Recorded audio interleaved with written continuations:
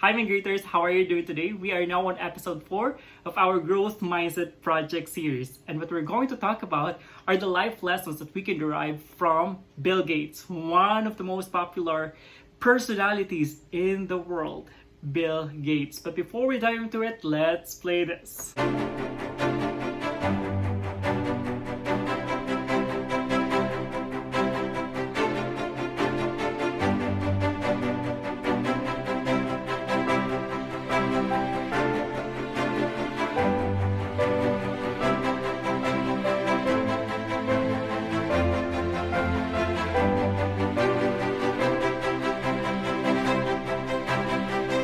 Good morning, my greeters. I have prepared 10 takeaways from what I saw in the different interviews or conferences or speeches of Bill Gates to the different events. The number one on my list is actually feedback is a gift, which I was able to share with you in, I believe that was in the second episode.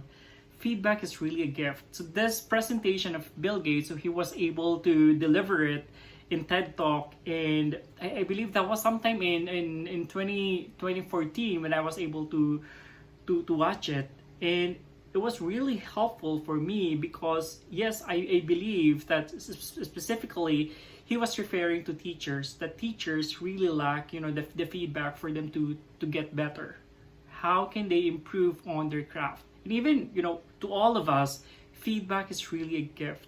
We have to get that constructive feedback. We have to get that from anyone. It can be a mentor, or it can be someone you work with, or it can be from your loved ones or from your family members, so that you get better every day.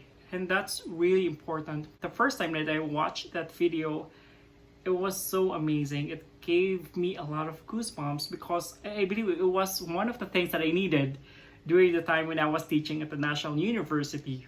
That I need more feedback coming from students, feedback coming from co-faculty members, so that I get better on teaching, get better on facilitating the learning to my students. And the same thing with us, we have to get into that habit of getting feedback and providing feedback. If we don't provide it, if we're not open to anyone, then we're not going to improve. And that is one of the mechanisms that's available out there for us to improve. We all need people who will give us feedback. That's how we improve. Unfortunately, there's one group of people who get almost no systematic feedback to help them do their jobs better. And these people have one of the most important jobs in the world. I'm talking about teachers. When Melinda and I learned how little useful feedback most teachers get, we were blown away. Until recently, over 98% of teachers just got one word of feedback: satisfactory. If all my bridge coach ever told me was that I was satisfactory, I would have no hope of ever getting better. How would I know who is the best? How would I know what I was doing differently? Today, districts are revamping the way they evaluate teachers, but we still give them almost no feedback that actually helps them improve their practice. Our teachers deserve better. Number 2 in my list is surround yourself with like-minded individuals. You know for a fact, I know you've heard at some point in your life that the 5 people that you are surrounding yourself with is actually the average of that is you. So you have to be very careful with the people who are surrounding with yourself. Whoa! I just got invited to give the commencement address at Harvard this year. That's amazing. I remember you did it 10 years ago when Priscilla graduated. I was there. Yeah, it was a lot of fun. 30 years later than I was supposed to, but I enjoyed it. They know we didn't actually graduate, right? Oh, that is the best part. They actually give you a degree. You don't even have to go to class? No, you just put that degree on your resume and it looks great. Can you help me figure out what I'm going to say? Yeah, we should work on it together. Let's go get some more snacks. All right. So you get to wear that. Number 3, success is defined by you.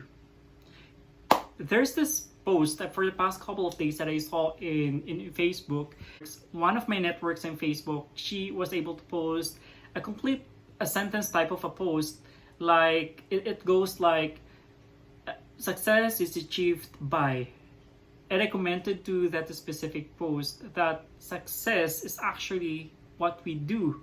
It's not something that is achieved, because it is something that we do on a daily basis. Because if it's achieved, then there's a termination, right? There's a stop. If you achieve that specific thing, then that's gonna be the stop unless you die, right? And that's the stop. And for me, success is what we do day in, day out. It's a continuous or a never-ending pursuit to become better. So that's how I define success. Well, everybody has their own choice about what they believe in. You know, the freedom to pursue different things and the diversity of answers people come up with, that is a great thing. There's no single model that, you know, should create this ranking of, you know, you get this single score. You've got people who do science and contribute. You've got people who do social services, people who do teaching, people who do entrepreneurial things. And, you know, the great thing about our society is if you're lucky enough to get a good education, then you can find that fulfillment in a variety of ways. So I don't have a metric that would apply, you know, universally and come out with a score. I feel awful that many people don't get the educational opportunity that lets them pick, and so they can decide and pursue what their definition of fulfillment is. Number 4, be optimistic. Always look at the brighter side of life. I know, especially now, that, you know, life is not as great as we wanted it to be. But always look at the possibility, always look at the hope, always look at the brighter side, that there's always the possibility that everything will be okay. There's so many remarkable things going on here at this campus. But if Melinda and I had to put into one word what we love most about Stanford, it's the optimism. There's an infectious feeling here that innovation can solve almost every problem. That's the belief that drove me in 1975 to leave a college in the suburbs of Boston and go on an endless leave of absence. I believed that the magic of computers and software would empower people everywhere and make the world much, much better. It's been 40 years since then, and 20 years since Melinda and I were married. We're both more optimistic now than ever. But on our journey, our optimism evolved. We'd like to tell you what we learned and talk to you today about how your optimism and ours can do more for more people. Number 5, possess empathy. Empathy is very important. It's putting yourself on the shoes of other people. Basically, the golden rule, treating others as you want to be treated. Over the next generation, you Stanford graduates will lead a new wave of innovation. Which problems will you decide to solve? If your world is wide, you can create the future we all want. If your world is narrow, you may create the future the pessimists fear. I started learning in Soweto that if we're going to make our optimism matter to everyone and empower people everywhere, we have to see the lives of those most in need. If we have optimism without empathy, then it doesn't matter how much we master the secrets of science. We're not really solving problems, we're just working on puzzles. Number 6, know what motivates you.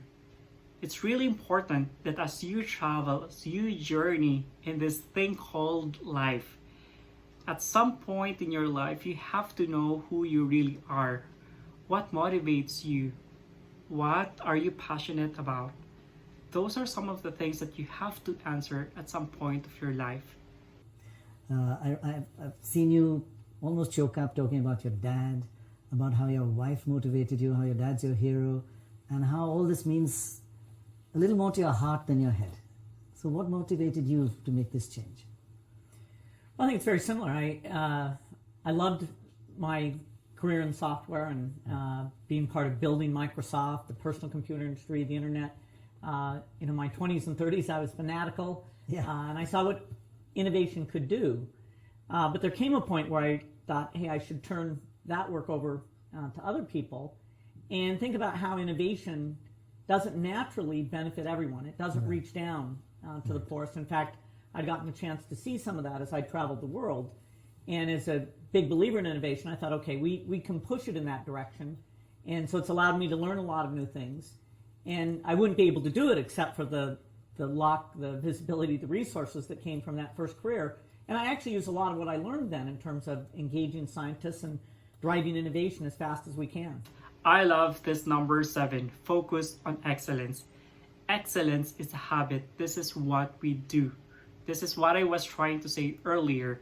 This is something that we have or that we're doing on a daily basis. You have to get better every day. You have to find a way to get better every day. At the end of the day, it's you. That's you who defines you. The guy who ran Wayne Computers actually Wayne was still doing well. And we thought, boy, if the software business does well, the value of Microsoft could be similar to that. But it wasn't a real focus. The everyday activity of just doing great software drew us in. And some decisions we made, like the quality of the people, the way we were very global, the vision of how we thought about software, that was very long term. But other than those things, we just came into work every day and wrote more code and hired more people. And it wasn't really until the IBM PC succeeded, and perhaps even until Windows succeeded, that there was a broad awareness that Microsoft was very unique as a software company, that these other companies had been one-product companies, hadn't hired people, couldn't do a broad set of things, didn't renew their excellence, didn't do research. So we thought we were doing something very unique, but it was easily not until 1995 or even 1997 that there was this wide recognition that we were the company that had revolutionized software. Number 8, success depends on knowing what works and bringing resources to the problem.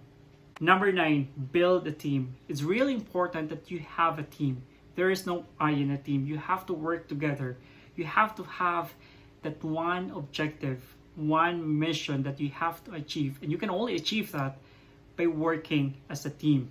Number 10, build self-confidence and find that passion.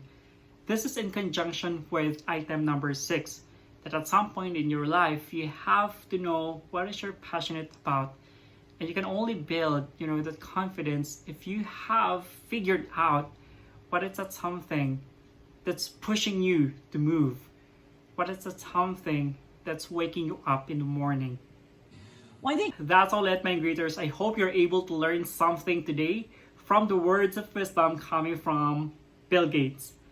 Thank you so much for listening. Should you have any recommendations or any questions or any comments, you just have to jot it down in the comment section down below. Stay safe, happy, gritty, and healthy. Bye-bye.